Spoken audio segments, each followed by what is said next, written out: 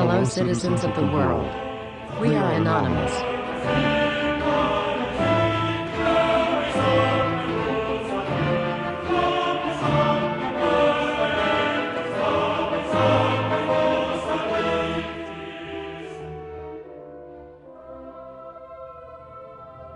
American Freedom Alert, Code Red.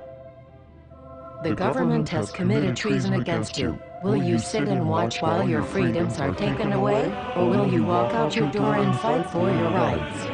The choice is yours. The latter is best. Gather an army of people. Flood the streets. If police gives you violence, give them tenfold of that. Occupations are over. Real revolution is here. The former United States government shall be destroyed.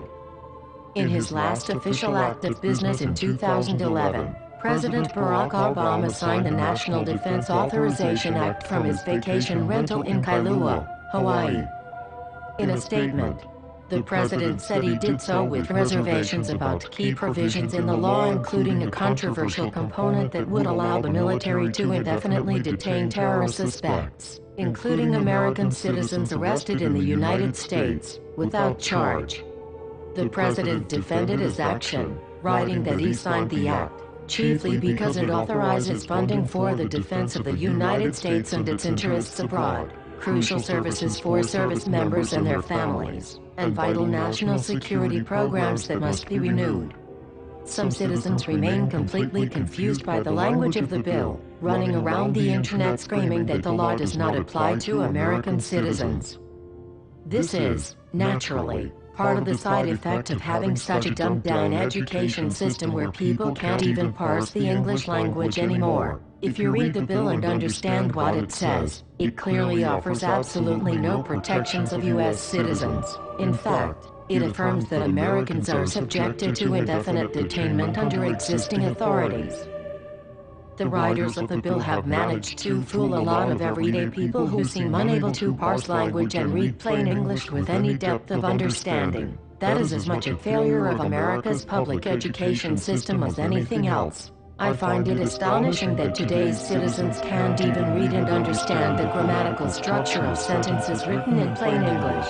This alone is a highly disturbing subject that must be addressed another day. For now, it's enough just to realize that the NDAA really does apply to you, me, and all our neighbors and friends. In signing it, Obama has cemented his place in history as the enabler of government-sponsored mass murder of its own citizens.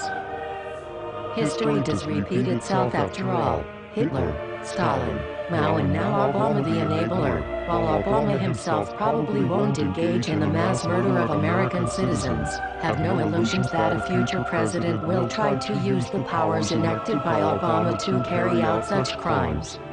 The system was built for the 1%, not for us. They live because of we. This must change. Don't stop the fight. Don't stop the protest. We will win. Occupy everything, everywhere. This is the beginning. This is the start.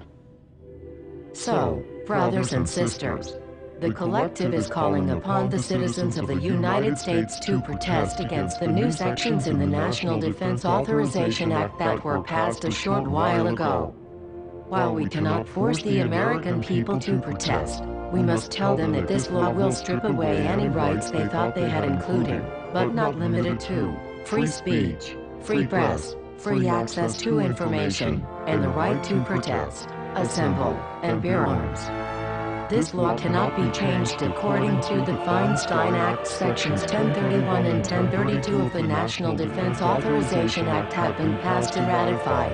It grants unlimited powers to the executive branch of the government to indefinitely detain suspects, even American citizens, without trial. All a person has to do is to commit a belligerent act. What is a belligerent act? Is protesting a belligerent act? Is being anonymous a belligerent act? This is where we draw the line.